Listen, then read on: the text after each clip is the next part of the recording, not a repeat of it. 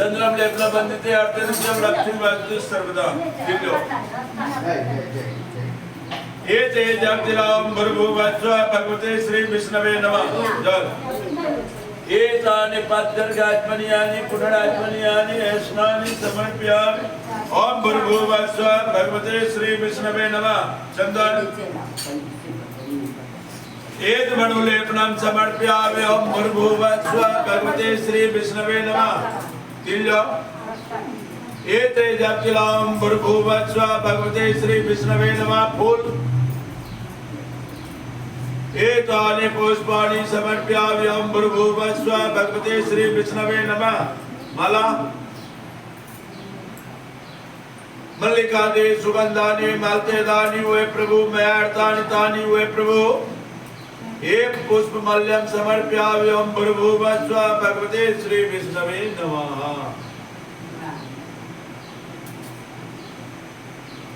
प्रसाद रात लगाओ तोद्यं वस्तु गोविंद स्वनैवेद्यम तुम्मेव समर्पितम ओम भर्गुवस्व भगवते श्री विष्णवे नमः तुलसी एतानि तुलसी दलानि समर्पयामि भगवते श्री विष्णवे स्वनैवेद्यम जो नमः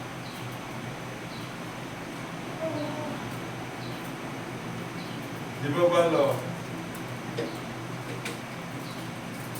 सूर्यो ज्योति सूर्य स्वाहा वर्जो ज्योति वर्ज स्वाहा अग्नि वर्जो सूर्यो वर्जो ज्योति वर्ज स्वाहा एक प्रज्वलित दीपम बृहस्पति धूपम दर्शयामि ओम भर्गुवस्व भगवते श्री विष्णवे नमः एतानि गंधा पुष्प धूप दीप तांबूल यथावाक नाना विधि नैवेद्य समर्पयामि ओम भर्गुवस्व भगवते श्री विष्णवे नमः एक बार इदमात्मनियम समर्पयामि ओम भर्गुवस्व भगवते श्री विष्णवे नमः फूल प्रणाम मंगलम भगवान विष्णु मंगलम गरुड़ध्वजा मंगलम पुंडरी काच मंगलाय तनोहरि एतानि क्षमा पुष्पाणि ओम भर्गुवस्व भगवते श्री विष्णवे नमः चिल जाओ।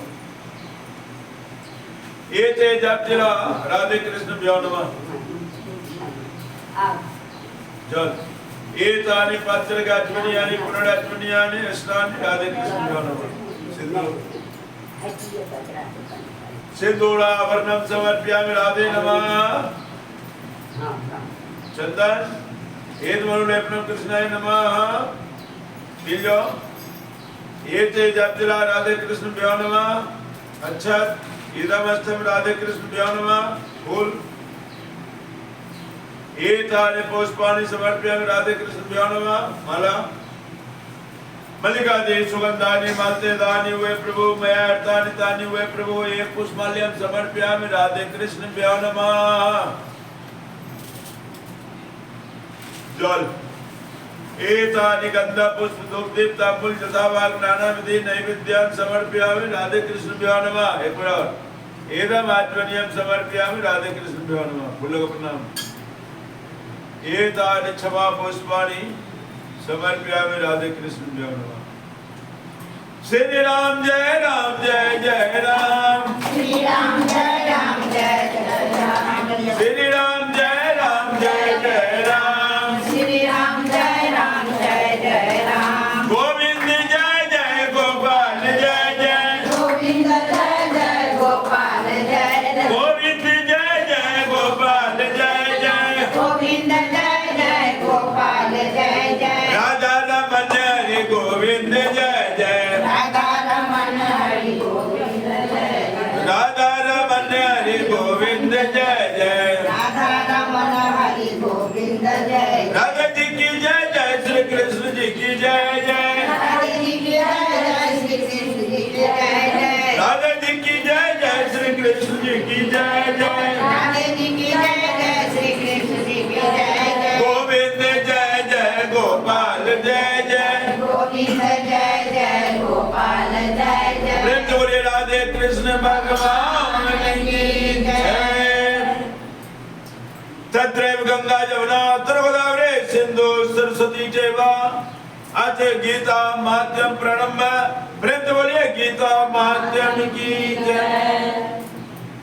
आप कृष्ण भगवान कहते हैं कि पार्थ बहुत आदमी भक्ति करता है बहुत आदमी अन्य भक्ति करता है।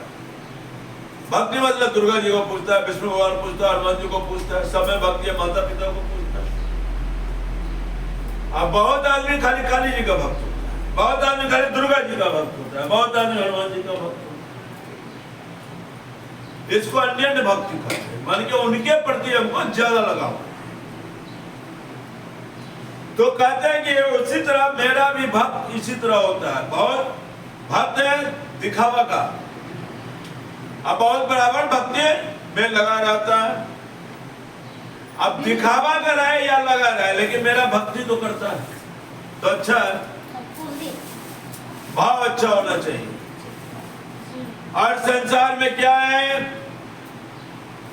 कि योग में अगर आप लगते हैं भगवान में प्रायण होकर योग में लगते हैं तो भगवान आपको विभूति अच्छा देंगे विभूति अच्छा होगा तो शरीर में बल बढ़ेगा। अब बल बढ़ेगा तो गुणगान भी होने लगता है।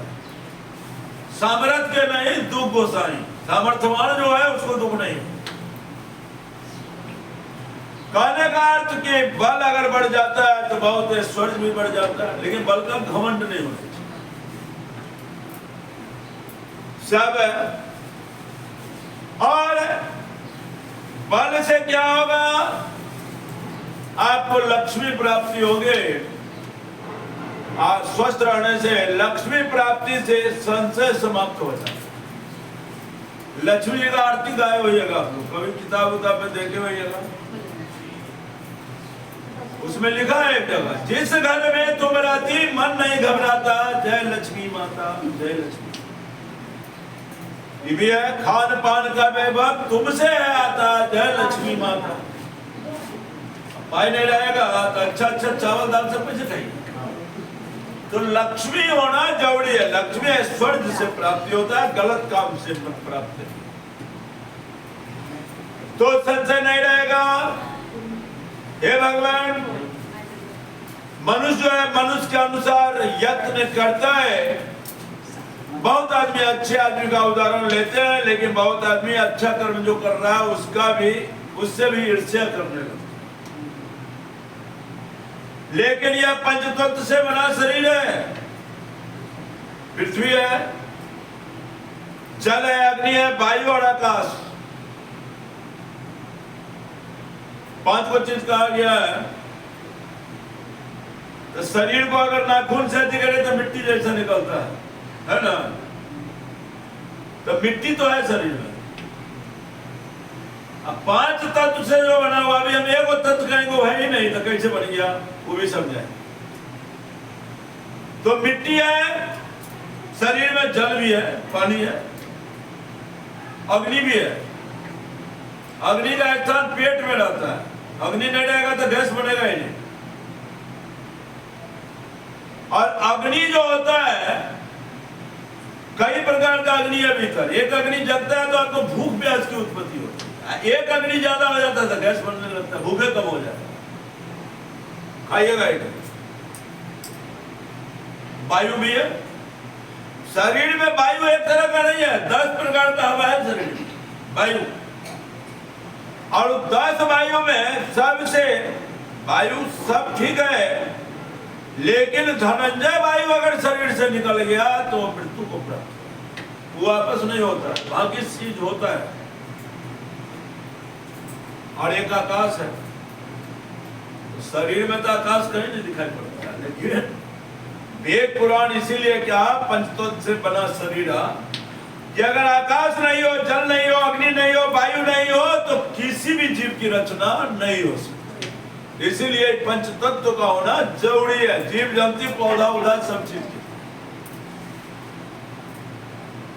अब इसी से क्या होता है, शरीर में गुण है तो कुछ अवगुण भी है।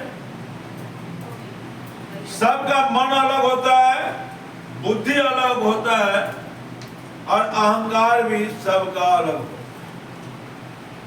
8 प्रकार का भेद होता है इस शरीर में। हे भगवान, हे अर्जुन, ऐसा जानो मेरे सिवा किंचन मात्र में दूसरा वस्तु नहीं। संपूर्ण जगत के सूत्र में सूत्र के मणियों के सदृश मेरे में घुस जाओ। फूल से जैसे माला बन जाता है, अलग अलग फूल लेगा तो माला गुथा नहीं रहेगा एक जगह। तो ये अर्जुन, जिब्बा जो होता है उसको स्वाद जानने की शक्ति होती है। जब तक जिब्बा पर कोई चीज खाने वाला चीज नहीं जाएगा पता ही नहीं चलेगा और कि यह खट्टा है कि मीठा है कि नमकीन है, क्या है। तो जिब्बा पर रस रहता है, उससे ग्रंथि में जाता है, इससे आपको पता चल जाता है कि कौन चीज क्या है।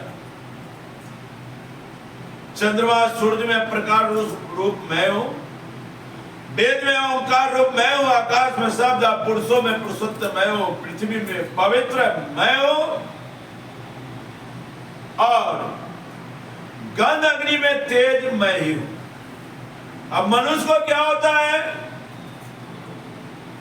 बहुत आदमी स्पर्श करने पर अगर आपको कोई चीज पता नहीं चले, कभी सर्पदंश से सब मिठा उठा काट लेता है, बहुत बिठुआ काटता है उसको, बुझाई चो कि नहीं बुझाई चो। स्नायु तंत्र जो है, नस है, उसको कठोर बना देगा।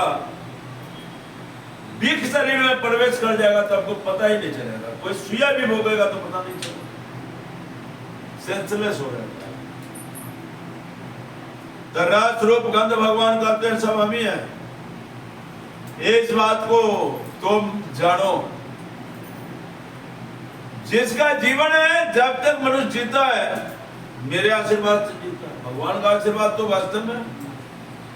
हे अर्जुन, सनातन का कारण मैं ही हूं, बुद्धिमानों का बुद्धि और तेजस्वियों का तेज मैं ही हूं। बलवान आप हो गए और भक्ति नहीं है, आसक्ति नहीं है, तो बल भी कोई काम का नहीं है।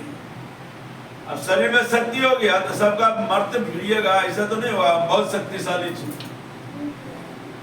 तो जंगल में कहता है एक हाथी दूसरे हाथी को मार देता है। हाथी जब क्रोधित होता है, हाथी को मार देता है। तो बल का कमेंट करिएगा, आप किसी को मार दिया, वो क्रोधित हो गया, आपको मार देगा। यही संसार का नियम है। तो रजो गुण ज्यादा उत्पन्न हो जाए, तमो गुण तामसी प्रवृत्ति आवे, तो उसको सतो गुणी होके नर्मता लाके उसको नियंत्रण में करना चाहिए। गरम खाना खाने से, मद्यपान करने से, दारू वगैरह जो होता है, कहते हैं लोग अपने बस में नहीं रह पाते। कभी कभी अच्छा आदमी को भी देखिएगा पीऊ के गली उली दे देता है, जो कि अच्छा है। समाज में लोग बोलेगा ये आदमी बहुत अच्छा है, आज इसको कोई पिया दिया इसीलिए गली दे, हो गया ना, अब गुण आ गया।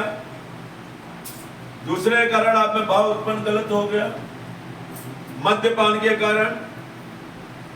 तो गुणों के कार्य रूप में 3 तरह का गुण होता है, सात्विक, राजसिक, तामसिक।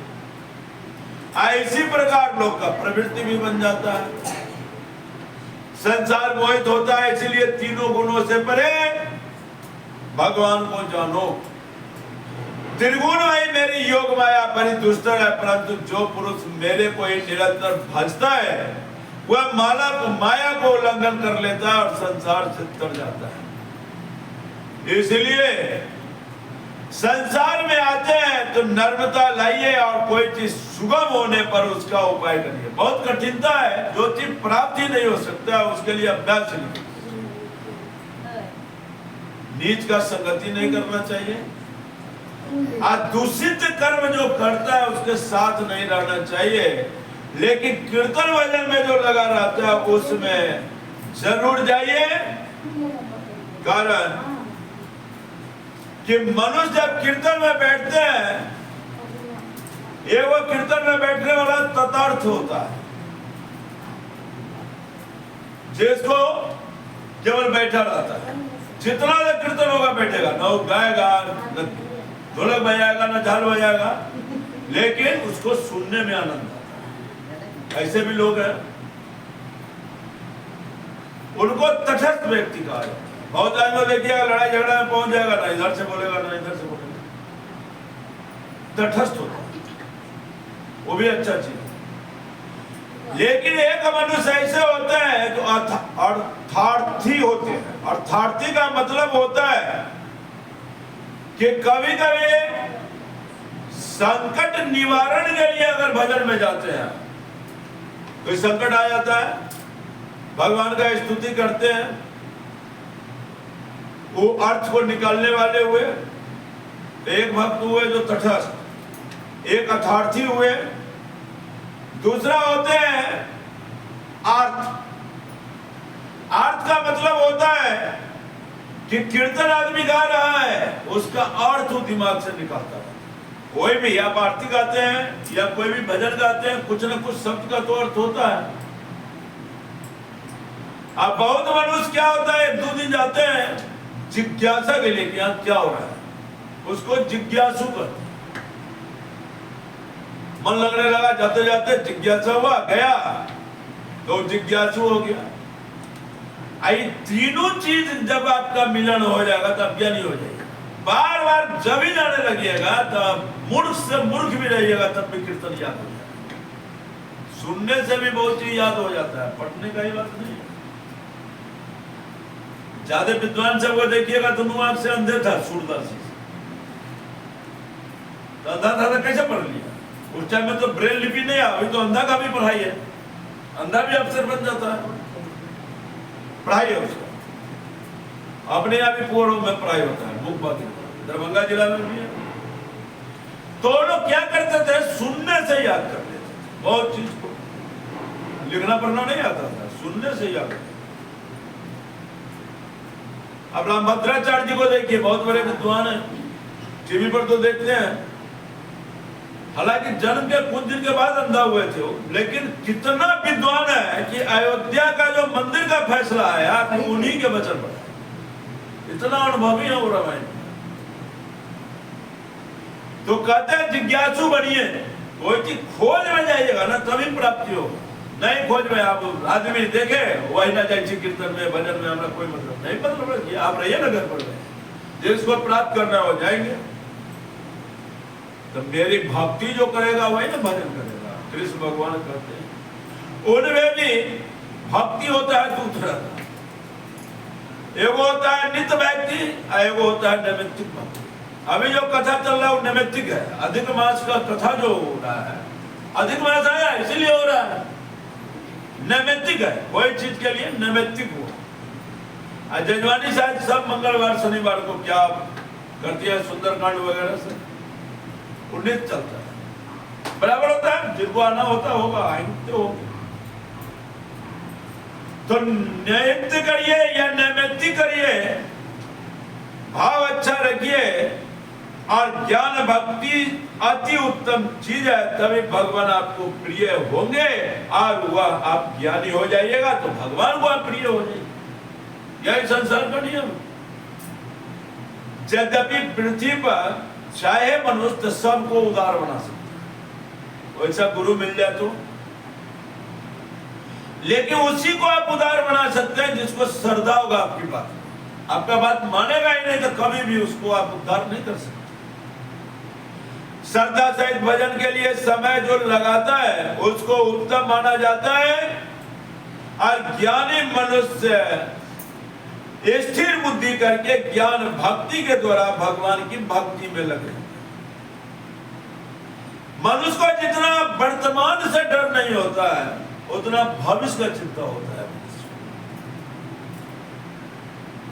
कि मरने के बाद हमको खराबी होनी नहीं, मुक्ति प्राप्ति हो, वैकुंठ प्राप्ति हो, अच्छा योनि में जाए। उसके लिए कीर्तन भजन जरूरी है। अब कहता है कि चौथा पद जब आवे तब आप चल जाइए, नहीं समय मिला 3 पद में, अंतिम अवस्था आता है उस समय तो कीर्तन भजन कर सकते हैं। तो अर्जुन जो विषय पुरुष है वो अपने स्वभाव से भोगों की कामना द्वारा नियम धारण करके देवताओं की पूजा के लिए जो जो नियम लोक में प्रसिद्ध है उस नियम को धारण करिए और देवताओं का भजन करिए।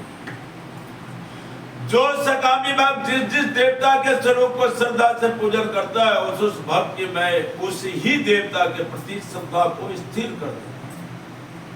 इसलिए सबसे पहले श्रद्धा लाइए, तब इच्छित भोग को भोगिएगा, निसंदेह विष्णु लोक को प्राप्त होगा। बुद्धि कम रहे या बेसी रहे, ज्ञान से भी तो बढ़ता है बुद्धि। अल्प बुद्धि वाले नहीं तो बुद्धि एकदम नहीं रखेगा तो शरीर तो नश्वर है, शरीर तो एक दिन जाएगा ही। तो अच्छा कर्म में समय को व्यतीत करना, भगवान की भक्ति लगाइए, नहीं तो अंत में तो फिर वहां जाना ही है, ऊपर कुछ करके जाइए।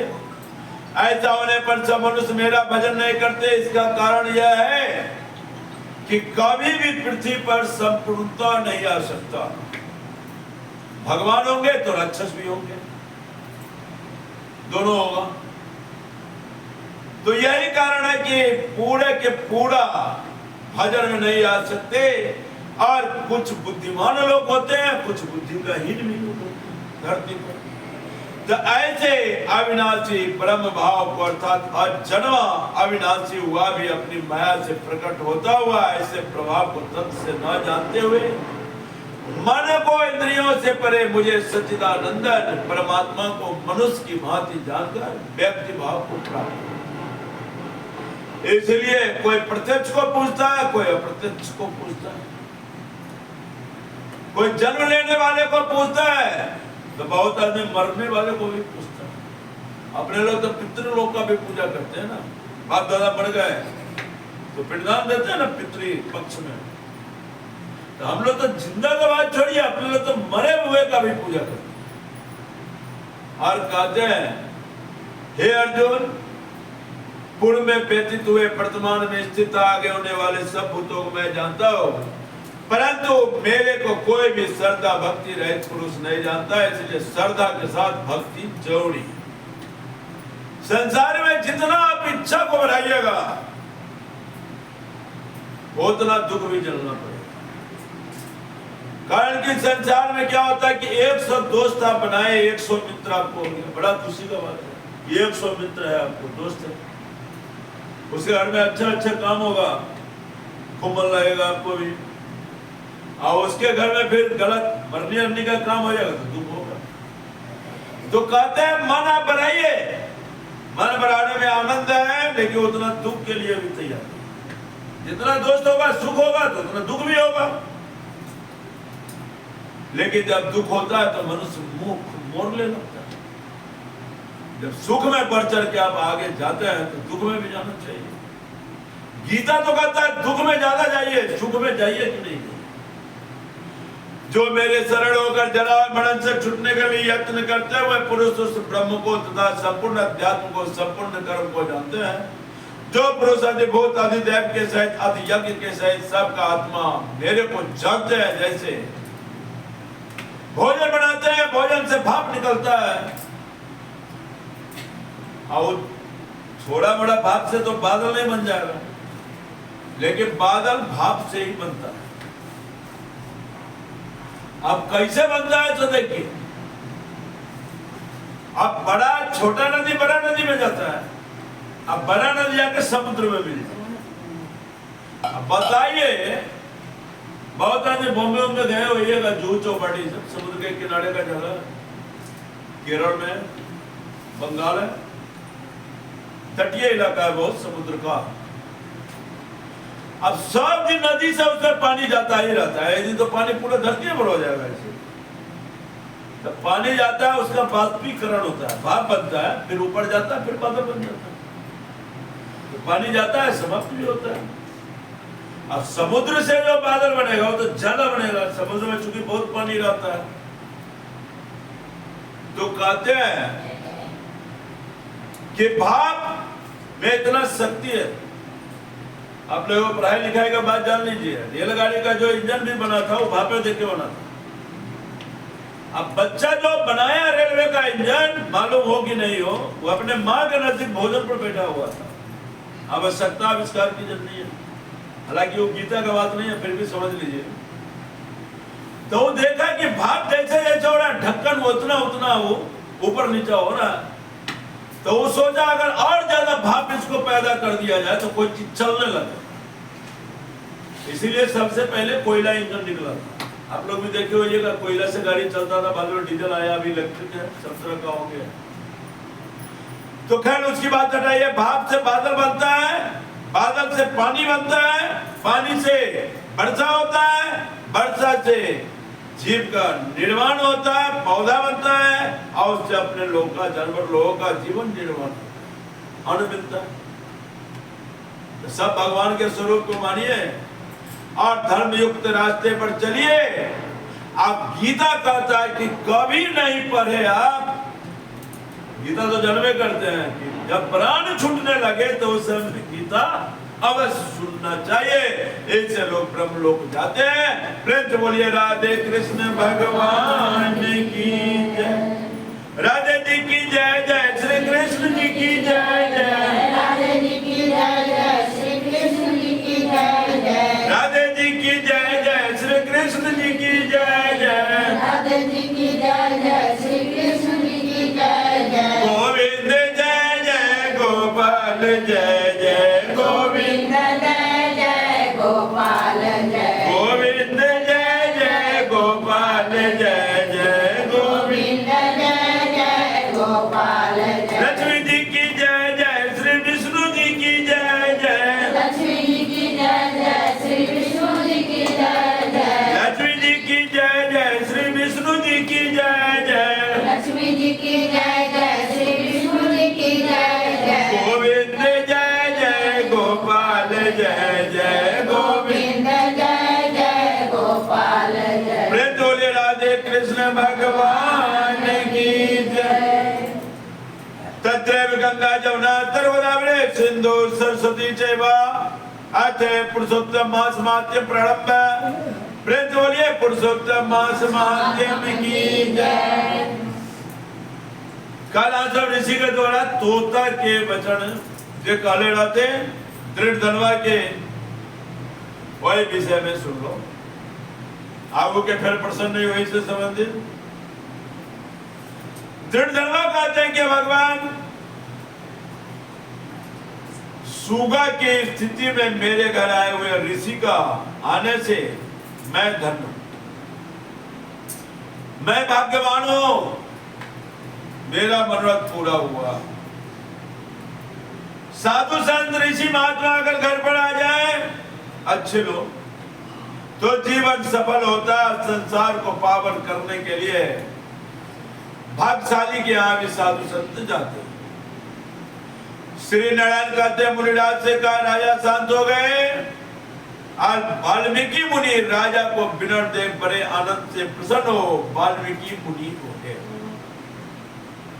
साधु साधु निर्मश्रेष्ठपदे चिंता तुर कथंग राजन वदे सर्वो मनोगतम। कहते हैं दृढ़ दलवा से कि तो चिंता मत कर। तोता का क्या बात हुआ जो तुम चिंतित हो गए? दृढ़ दलवा बोला कि आपके चरणों ही के पास से मैं सुखी हूं, लेकिन मन में एक बड़ा भ्रम है। वन में तोते के मारे हुए सूर को दूर करो। एक समय मैं शिकार के लिए घोर वन में गया, वहां फिरते हुए मुझे वह तोता मिला और तोता कहने लगा कि भक्ति तो करते हो लेकिन ठीक से तुम भक्ति नहीं करते हो। इसीलिए मैं तोते की वाणी सुन के आश्चर्यचकित हो रहा हूं कि तोता भक्ति के लिए क्या करे। मेरे हृदय में संदेह हो गया, संदेह मिट ही नहीं रहा। राज्य है, सुख है, 4 पुत्र है, स्त्री बड़ी मनोहर है, हाथी है, घोड़ा है, रथ है, पैदल सेना सब है, लेकिन इस सुग्गा के बाद से मन में दुख। यह सब संक्षेप से विचार कर कहिए। वाल्मीकि मुनि बोले राजा के वचन सुनकर प्राणायाम करके 2 घड़ी ध्यान धरकर भूत भविष्य वर्तमान देवता हाथ में लिए दर्पण की बातें विष को देख हृदय में निश्चय करके राजा से बोले। वाल्मीकि कहते हैं पूरा जनवनी राजेंद्र भवन द्रवितो देश जा द्विजा कश्चिता सुदेवो व्याक्तन ब्रह्मणे तटे वशा। केरा सिंह इस जन्म में तो तुम ठीक हो, तुम्हारा एक पूर्व जन्म का बात करता हूं। पूर्व जन्म में तुम द्रविड़ देश में सुदेव नाम के ब्राह्मण थे। ताम्रपर्णी नाम का एक नदी था, उसके किनारे तुम रहते थे। मनुष्य का जितना भी सभ्यता का विकास हुआ नदी के किनारे ही। कोई भी आदमी कहीं जो पहुंचा जैसे जैसे विकास के लिए, अब नदी के किनारे जाके नदी से पानी तो अनिवार्य हो गया था, नदी से फसल बहुत पेड़ पौधा मिल जाता था और जल का जीव भी खा लेता था। अब दरभंगा में देखिए, मधुबनी में मछली का उत्पादन सबसे ज्यादा यहाँ होता है और मिथिला में जत्रा माना जाता है। खाने के लिए नहीं कहा, देखने के लिए। देखने से होता यार क्या हो गया दरभंगा मधुबनी में मछली का भी वर्णन इसीलिए आता है कि दरभंगा मधुबनी दरभंगा कमिश्नरी में 36,000 पोखरा था, बड़ा है सबसे पहले। अब तो बहुत भरा गया। अकाल जब पड़ा 62 में तो जाके सब जगह दिक्कत हो गया, लेकिन दरभंगा मधुबनी के बहुत आदमी लोग, पानी बहुत था इसलिए मछली प्रचुर मात्रा में मिला, उसी को खाकर जीवन निर्वाह कर दिया। तो हे भगवान, जब भी मनुष्य सभ्यता की इधर गए तो नदी के किनारे गए, तो वह ताम्रपर्णी नदी के किनारे बैठे थे धार्मिक सत्यवादी संतोषी वेद के अध्ययन करने वाले हरिभक्त अग्निहोत्र आदि द्वारा सदा हरि को प्रसन्न करने वाले सुदेव को उत्तम गुण वाली स्त्री थी। वह गौतम ऋषि की पुत्री गोमती नाम से प्रसिद्ध हुई। जैसे पार्वती जी अपने पति शंकर भगवान का सेवा करते थे, वैसे ही गोमती गौतमी गौतम मुनि की सेवा करते। एक दिन आश्रम में बैठा स्त्री से सेवा कराता हुआ थकित ब्राह्मण गदगद होके बोला कि सुंदरी, पुत्र कहा जाता है कि पुत्र हो जाए तो सुख प्राप्ति होता है मनुष्य को, लेकिन मैं तो देखा हूं कि बहुत पुत्र से मनुष्य को दुख प्राप्ति होती है। गलत काम कर लिया है बाल बच्चा, तब पुत्र इतना सुख कोई नहीं दे सकता, पुत्र इतना विपत्ति भी कोई नहीं दे सकता। दोनों देता है, दुख और सुख दोनों। तो कहते हैं कि संसार में पुत्र से अधिक सुख नहीं हुआ, तब दान से उत्पन्न पुण्य अगले लोगों में सुख देता है। तो कुल में पुत्र उत्पन्न जो होता है वो तो सुख के लिए उत्पन्न होना चाहिए ना, दुख देने के लिए क्या उत्पन्न हो जाता है। तो कहते हैं कि आप अगर माता पिता को दुख देंगे तो भगवान आपको भी वैसा ही पुत्र देंगे जो आपको तकलीफ में देंगे। और मैंने पुत्र की अभिलाषा कभी नहीं की, लेकिन अगर संतान प्राप्ति होते हैं तो उनको पढ़ाना चाहिए, और अभिभावक का कर्तव्य है कि उसका विवाह करा देना चाहिए। अगर आप लाचार नहीं है माता पिता तो विवाह का भी उत्तरदायित्व बनता है आपका। अपने मन से कले जो सब नहीं लिखा ले, और माता पिता का उत्तरदायित्व है कि बाल बच्चे का विवाह कराना चाहिए। लेकिन कभी कभी क्या होता है कि बाल बच्चे विवाह से पहले अभिभावक की मृत्यु हो जाती है। मृत्यु हो गई, लाचार हो गया, बीमारी उमारी हो गया, बहुत तरह का बात हो गया। तो वेद पुराण कहता है कि पौत्र के छूने से आदमी 3 ऋण से मुक्त होता है। बेटा होगा तब ना पोता होगा, अब बेटे नहीं होगा तब पोता पोती कहां से होगा। तो कहते हैं कि अपना तो पुत्र छोड़िए, पुत्र का भी पुत्र होना जरूरी है, तीनों ऋण से मुक्त होने, तब जीवन को सफल आप मान सकते हैं। तो ये प्रारब्ध का बात है। 16 संस्कार है जीवन में, तो 2 संस्कार तो सबको मिलेगा, जो जन्मेगा वो मरेगा। अब बाकी का बीच का जो 14 संस्कार होता है वो आपके भाग्य पर निर्भर करता है, लिखा हुआ होगा तभी होगा। तो अपने पति के ऐसे वचन सुनकर कहते हैं आप पुत्र का बात सब जो ला रहे हैं बड़ा दुखी लग रहा है। प्रिय भाषणी चतुर धीरता वाली पति के प्रेम में मग्न और समझाने को सौम्य वचन बोली कि हे प्राणेश्वर, अभी सूरवीर जो होता है बाल बच्चा उसके विषय में बताइए, डरपोक होता है उसके विषय में मत बताइए। जो अच्छा बच्चा हुआ उसी का गुणगान किया जाता है, बुरा का गुण कभी नहीं होगा। तो कहिए भगवान की दया से ऐसा पुत्र हो जो सत्य धर्म में लीन हो और तीनों लोग को स्वर्ग को जीते, ज्ञानी हो। जब ज्ञानी हो जाएगा तो उसको दूसरे सुख का इच्छा ही नहीं। तो ये ब्राह्मण पाले चित्रकेतु राजा पुत्र शोक से दुखित हुए थे। नारद ऋषि आदि भी बहुत दुखी हुए। बहुत से राजा भी पुत्र के कारण दुखी हो जाते हैं।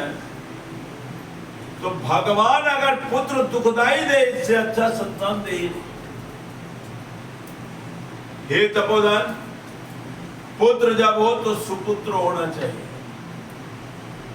और सुपुत्र पुत्र होने पर हरि जगन्नाथ की आराधना होनी चाहिए, जिनकी आराधना से राजा ने आचार्य योगियों में श्रेष्ठ कपिल देव पुत्र को पाया।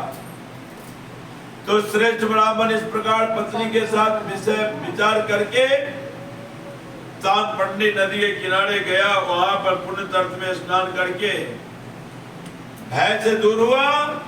5 दिन तपस्या किया, सूखा पत्ता खाया, जल का आहार किया। हे ब्राह्मण, उसके तपस्या से तीनों लोग कांप उठे। तब सुदेव महाउग्र तप देख बड़े वेग से गरुड़ पर चढ़कर भक्तवत्सल भगवान प्रकट हुए।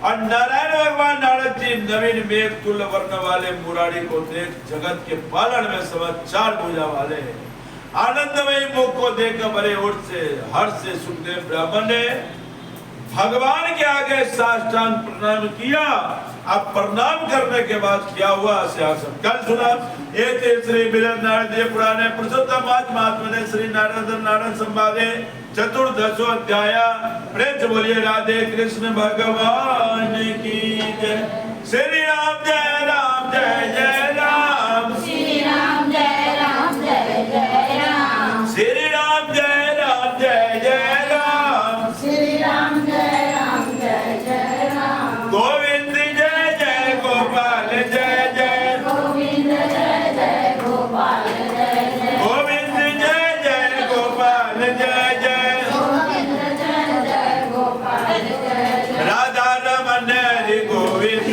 जय जय राधा रमन हरि गोविंद जय राधा रमन हरि गोविंद जय जय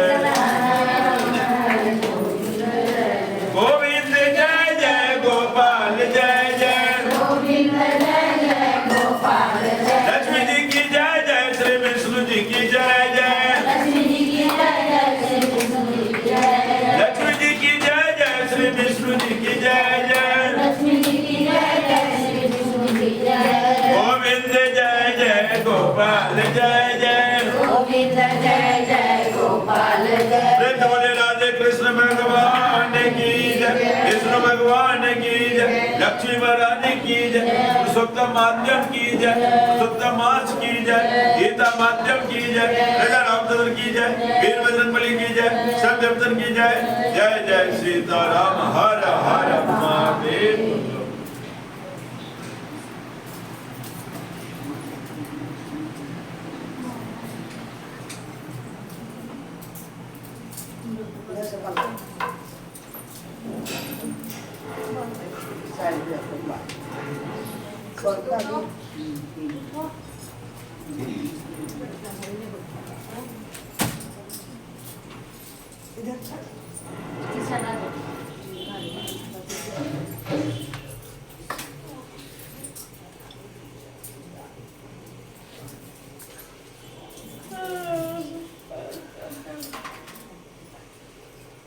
एक